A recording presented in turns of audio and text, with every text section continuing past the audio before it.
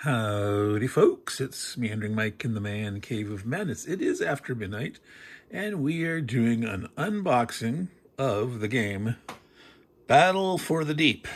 Now, it says up in the corner, Axis and Allies. This doesn't look like Axis and Allies. Well, can't see it in the little print. It says powered by Axis and Allies. This is the second game that they have taken the Axis and Allies system and created a game that's not your normal World War II or World War I thing. There was originally a G.I. Joe game, and now this is Battle for the Deep. All right.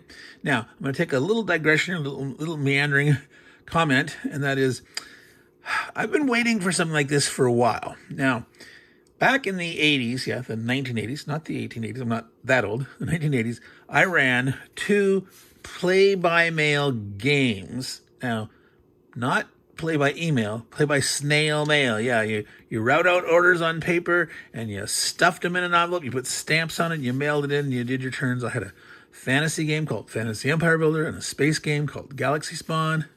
It was like a dozen and a half people playing the fantasy one over various time, and I ran 2 separate campaigns of the space one where you have maybe 4 to 6 players at each different campaign run. And I was planning a third game. I was planning a game set undersea, Atlantis, didn't quite have a working title, some Atlantis something or Neptune's Nest or whatever.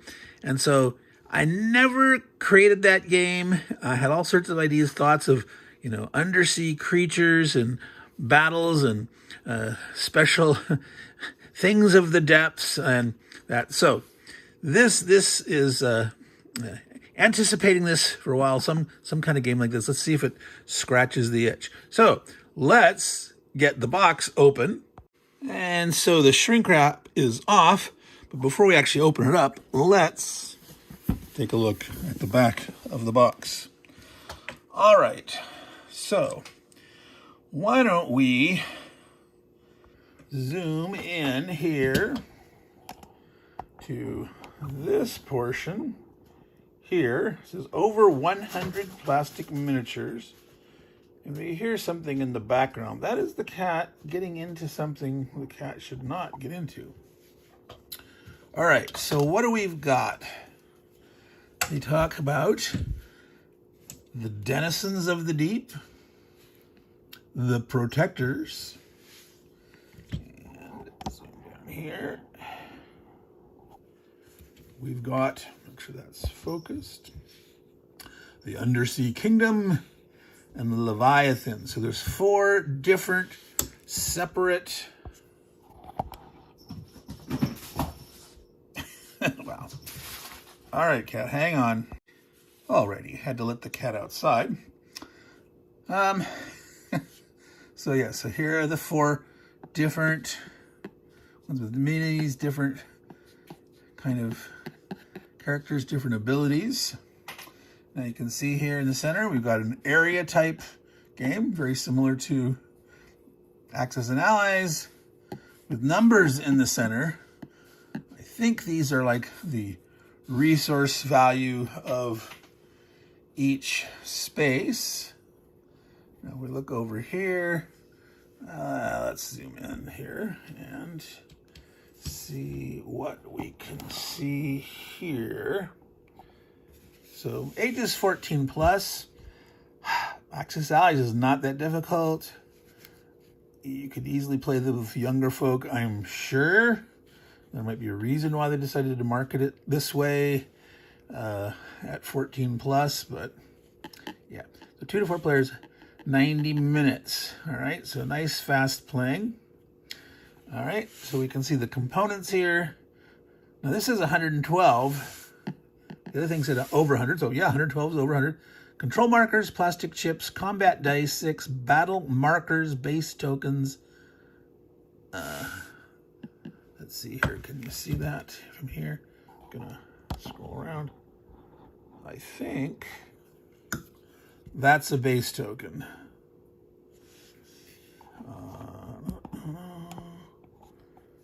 Base token. So I would assume base token. And I don't see one for the red player but it's probably off over there. So 1 base per player. All right.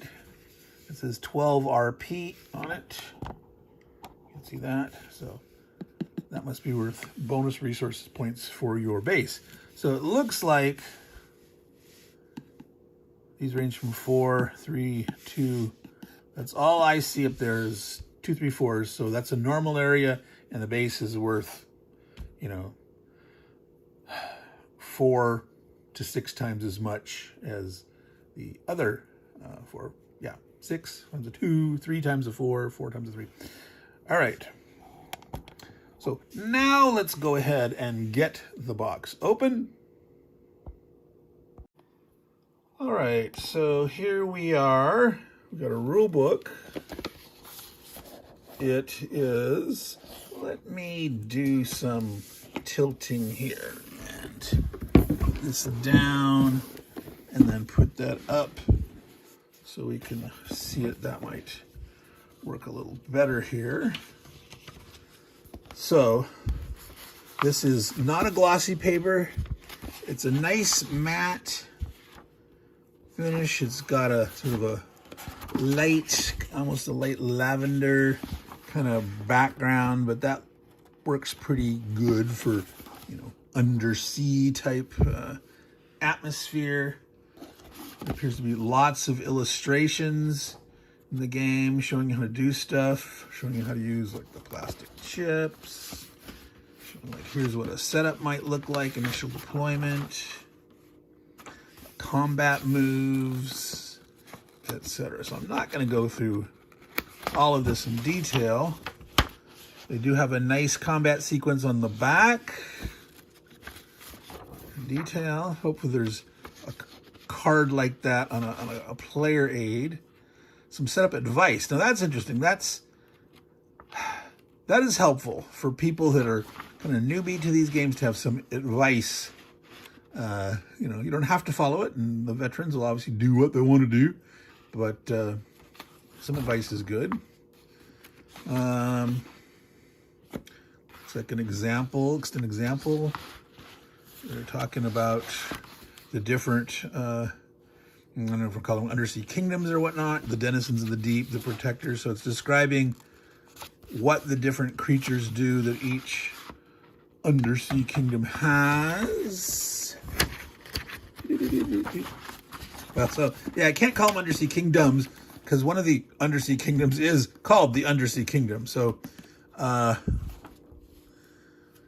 what do they call them? Just races, nations.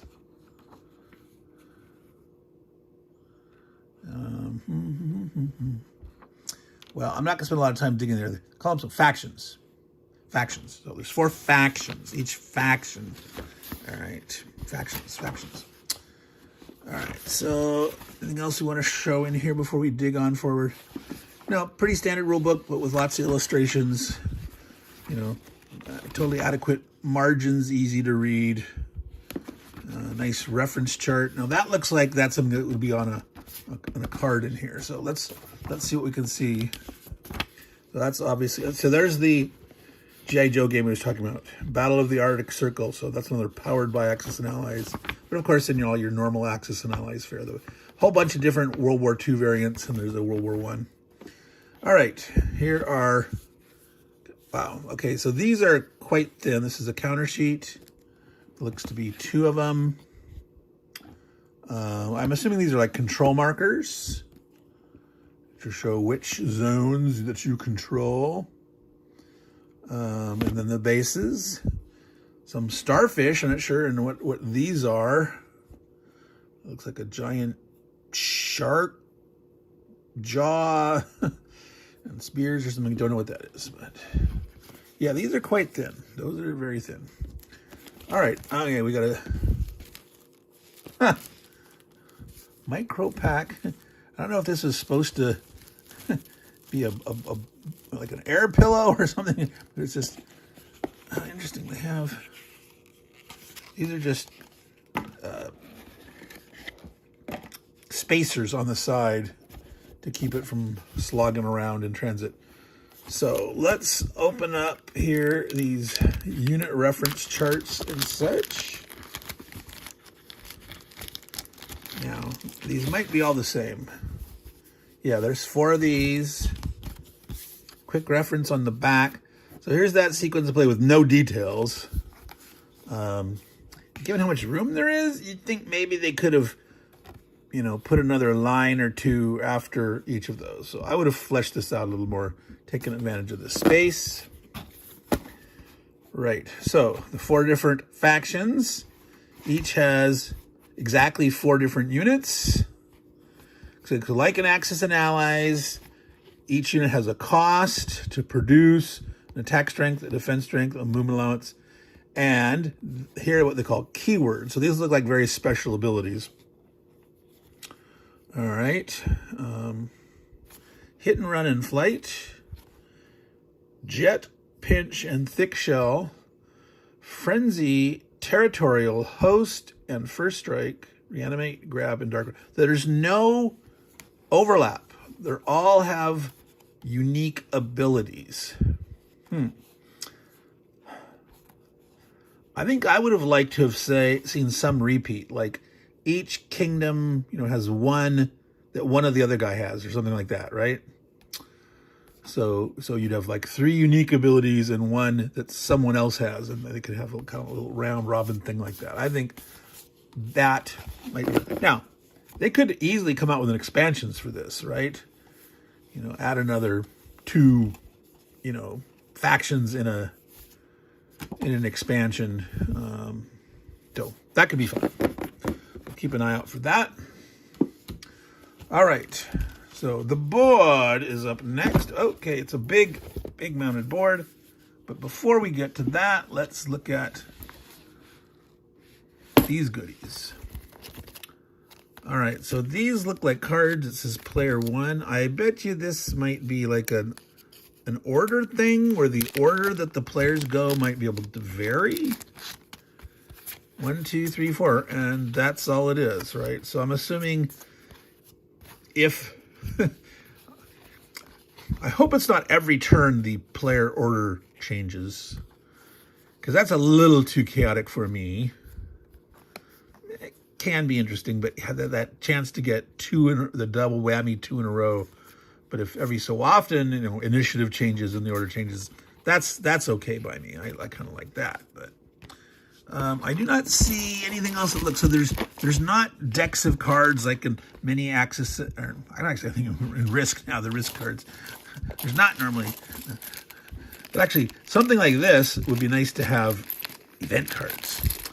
So maybe an expansion, we have event cards. Okay, so we got chips, which are normally actually used to say how many is this unit. You might have a mini representing something, but you might have 3 guys, so you can use the chips. And then there was, I think it said 6 dice. So there's gray and green chips and 6 dice. Bunch of baggies. Okay, and so we've got our 4 different factions. All right. Let's pull these guys out. I'm going to tilt down here so you can see them. Lobster dude. Crab dude. So I think these are the ones that were called the protectors, you know. So like, there's a nautilus. Yeah, I should have the card out so I can refer to that. So that's the protector. Crab soldier, giant nautilus, giant lobster, and then somewhere in here there's a war turtle.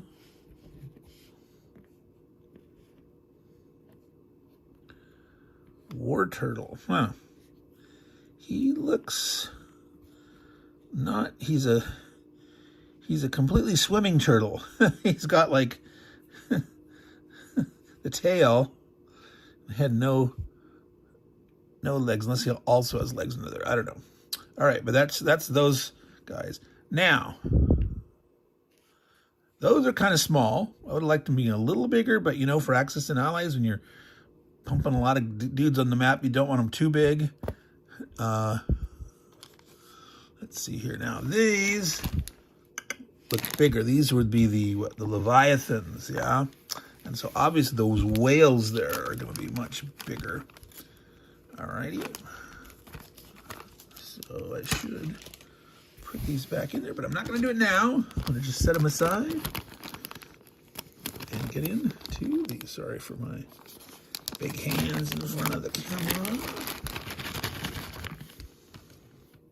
So yeah, that's pretty big. Nice big whale. What is that? That is a swarm. It's a school of fish, maybe like piranhas or something equivalent. And then you've got the shark. That's a shark. And then the last thing is a giant jellyfish. Oh yeah, here we go. See that? Okay, not quite. Here, I need to keep it here. So shark. No, that's the whale. There's the shark, the jellyfish, and the swarm. Alrighty. Now, let me get those out of the way. Whoop, those are gone. Now, the thing that I'm going to look at the black guys, I'm going to put this down here because that's got some lightness to it in the white of that chart. So I'm going to pour the black guys on it. We'll have a little contrast so you can maybe see them better. So these dudes are called the denizens of the deep. They're like, that's a deep one. And we've got a tentacle, so kind of like Cthulhu-ish. Let's see, what is this guy? Oh yeah, a Shoggoth. Big lumpy sea slug kind of thing, but yeah, definitely in the sort of the spirit of spooky type demonic deep ones, Cthulhuian. And there's a necromancer. All right, so we've got deep ones, Shoggoths, tentacles, and now I kind of wish that's a single solitary tentacle. Kind of wish it had maybe 2 or 3 tentacles, but it is what it is. That's the denizens of the deep. And now let's take a look at the last. And I have no idea if least or not. Assume they're all relatively balanced in their asymmetry between the 4 factions. But the Undersea Kingdom. All right. Now that's like a big flying fish. Yeah, that's exactly what it is. A flying fish squadron. Wow, look at that. Look at that. Does it have a stand? Is it supposed to stand there? That kind of balances if you. These have a little bit of flex to them, so it's not a brittle miniature. So yeah, if you spread their wings a little bit, it might stand up. All right, and then we have a dude riding a dolphin. That's a dolphin rider. He's got like a spear. All right. Then we have a mermaid warrior. You can see trident and a mermaid body. Almost looks like a Medusa, kind of. And then the last one is a seahorse. Where be seahorse? Ah, here we go. A seahorse knight. You see that? So it's a dude riding a seahorse. So we have dolphin rider and a seahorse knight. He's got like a spear, a lance, or whatnot. All right. So that was the 4 factions. Let me get these guys out of the way. And they're gone. And now we need to get the map open and exposed. So let me move this out of the way. And we've got this border that's so big, it's taken up half of the edge of the table here. Keep the glare off it. It's not super glossy, but just from this angle of this light, there's a fair bit of glare. So I actually have the tripod here a little bit on the table. Now, these are mounted boards that are a little thinner than normal. I think they're trying to save weight and cost, and I think they're a little too thin. They're bowing a little bit.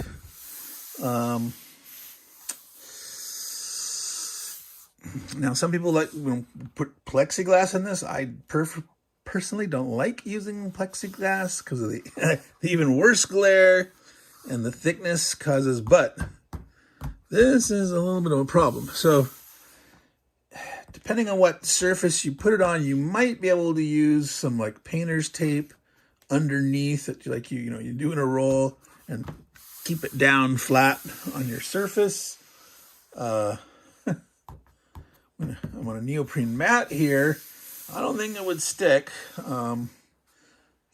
Maybe the weight of the counters and stuff, the miniatures, that'll keep it flat enough. And you could try to do the little back bend thing, but boy, I just would hate to have it crease. So what do we have here? We have a track across the top, victory points, 0 to 15 plus, a round track. So evidently you just play 7 rounds. Maybe there's some scenarios for more or less, but it's not like an endless game. There's a spot there that says where you put the battle markers. A reinforcement zone. So I'm not sure. This may be the equivalent where you pay for in one turn your units, you put them over there, and then they will arrive in your base next turn. Now, it looks like these various undersea volcanoes and stuff are here to block certain edges or corners. So like here, you can't move across here at all, but you also can't. So it's like this here, this is like an island of coral, I guess, but that would prevent movement across these corners. Like you could move between here, but not this way and that. So we've got some terrain that basically makes a little bit of maneuvering channelized between these different parts here. 3, 3, 3, 3, 3, 3. So the 3s are kind of spread out. Looks like just 1 4 in the middle. So there are some 1s on the edges. Some non-point, really biggie ones. See, there's across the bottom here too. So 1, 2, 3. There's only 2 across the top there, interestingly. But it looks like it's a playable zone. Now, this looks like there's an arrow going this way and an arrow going that way. So I guess you can go off and come around. And this is a cylindrical, so it's like, this is the whole globe. So water world, the oceans, and you can't go the poles up or down, but you can go around, circumnavigate. All right, that's an assumption. That is an assumption. All right, so pretty simple, basic map. Now, I do not see, like, they don't have an inset here that has like that abbreviated sequence of play. They maybe could have fitted up there in the corner, that big battles for deep, maybe make it there and fit that in, I think maybe. And the other thing I don't see, so I'm going to want to look at the rules, is these special abilities, the keywords that they called them. Unit reference, they don't explain them here, so that means they'd have to be in the rules. Now, let's see if at least unit profiles 11. Is there anything that say specific keywords? Unit profiles is under page 11. Now, if I remember, that was Yes. All right. So let's zoom in. So for example, these protectors, well, let's start with the undersea kingdoms because they're here. They only have 2 guys. So 2 of their guys don't have any specials. But hit and run and flight. Hit and run. Keep track of how many movement points each Dolphin Rider uses during the combat move phase, if any. During the non-combat movement phase, this unit may spend its remaining movement points. So interesting. So you move up to have combat, and they can move afterwards any remaining points. Hit and run.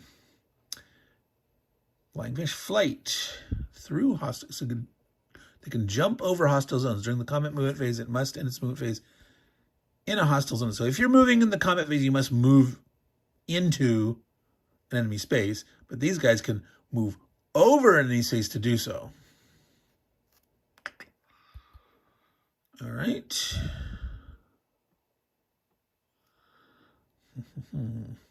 Now, so I'm not going to look through all of these and read all of these here. I'm curious what the Necromancer's Dark Ritual is.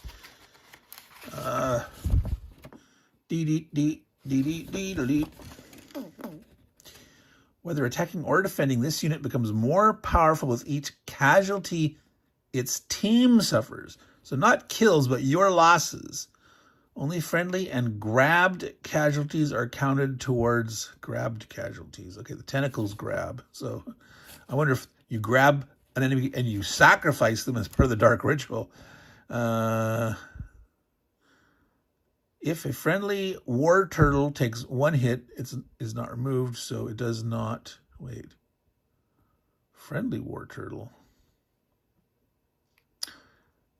They don't have war turtles. So that means you must be able to play teams, okay? So if the denizens of the deep team up with the protectors and there's war turtles on the same side as the necromancer, and the war turtle, which evidently can take more than 1 hit, thick shell, first time unit is chosen casualty, tip it over, you in place. So it can take, instead of 1 hit kills, a war turtle can take an extra hit. And if a war turtle is friendly to the necromancer and it takes that 1 hit, that's not a casualty. It's not removed, so it does not count. So if this unit's attack or defense value is increased by its current casualty total. So as you're doing a combat and you keep losing guys on your side, you can add, so depending whether you're attacking or you're defending, right, you will increase it by the casualties. Wow, that can be pretty nasty. All right, so, yeah. So all those traits, no, what do they call them? Keywords, special abilities, traits, keywords. Yeah, I don't. Keyword is such a generic thing. I would have called these traits or abilities. That's just a minor quibble, but. So there's really not enough room on here to explain them. But yeah, if they either, like I said before, either put more information here about this, or if you move those over, they could have explained the traits. And the fact that there was 4 of these, right? So you can see from here, well, now I was thinking you could just put, this is the Leviathan's card. You want to know what the enemy's abilities are. So put this over, and then you could have if that's here and here, then you could have this whole third of the card where you explain these. Not necessarily as wordy as this, but, a short sentence or 2, a phrase that reminds you what these do. And they can even do the page number. So this could have been a separate card, like this, but in detail instead of these. Yeah, I think. Yeah. Maybe right. So have a card for this. Don't do these short ones. Have a whole card as a play aid here for this sequence of play. And then on the other side of this, you could explain these, at least minimally, and you could put a page number for the thing in the rule. So that's what I would have done. I would have improved this with. I mean, the rule book in general looks very nice, but I would improve the player aids. That is a player aid. I mean, it's nice having it here, but I really don't like constantly referring to the back of a rule book, or it's certainly not the interior of a rule book. Having those keywords, traits, abilities inside here, that's not too smart. Eventually you'll memorize these, but that could take a while. And anytime you introduce a new player, you know, they're going to have to learn them, and they might learn their own, but they should, you need to know the enemies too. So, all right, that was Meandering Mike in the Man Cave of Madness. We have taken a look at Battle for the Deep. This is from Renegade Games. This is powered by Axis and Allies. So this, if you're familiar with Axis and Allies, you have a cost, attack, defense, a move. In this case, special traits or abilities. And area movement board.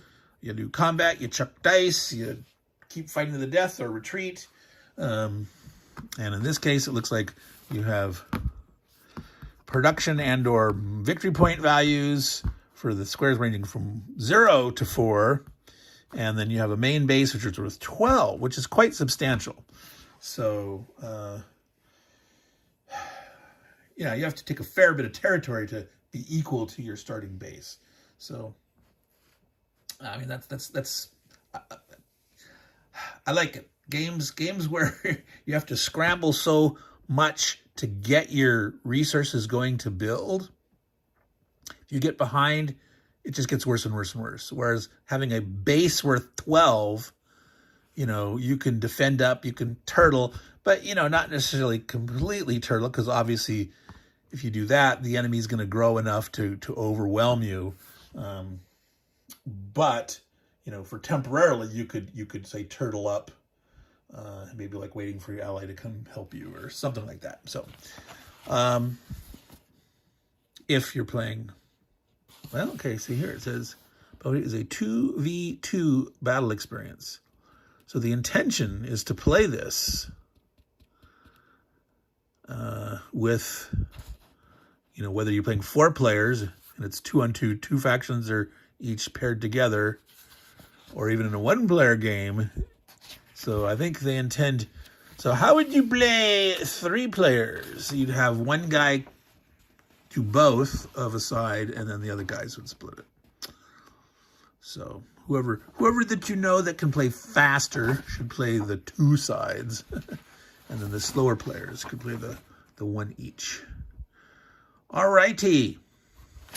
So, Meandering Mike, Man Cave of Madness. This has been a unboxing of Battle for the Deep. Zoom out. There. Said it's Renegade Games. Now, Avalon Hill. Avalon Hill doesn't mean anything. It really doesn't. It's just an imprint that got bought up by Hasbro, and they've now licensed it off to Renegade Games, and it's not the old Avalon Hill for all you guys that are familiar, and gals. The old Avalon Hill doesn't really mean nothing. It's just a name. All right, so I'm going to make a final comment in that, so this will be fun. I'll enjoy this, the different unit types, seeing the interaction and stuff. I'm a little disappointed in that there's not something like event cards. I think there's a lot of room for the special nature of undersea combats and whirlpools or torrents, maelstorms, red tides, whatever, things that could happen. Volcanic explosions or whatnot. Special current that maybe makes some units move faster or something. I don't know. I would like to have seen a little more variety or event cards or something like that. So maybe they might come out of an expansion at some point, add a couple more factions, add some random events or something like that, new or varying abilities. Maybe have your set guys, and then each thing also has some, say a hero character or something that, you can maybe choose or buy a special or one set of these, keywords, traits, abilities, etc. So that's something I might work on as, for myself, for fun, a variant or something like that, for what's an alternate faction, or what are some event cards or something, because definitely this won't completely scratch the itch that I had for the game that I was planning to make back in the 80s that I never actually got to other than the idea stage. Will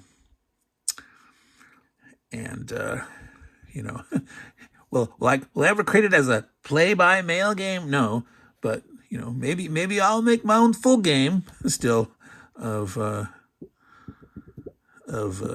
Neptune's Nest or whatever you want to call it, or so.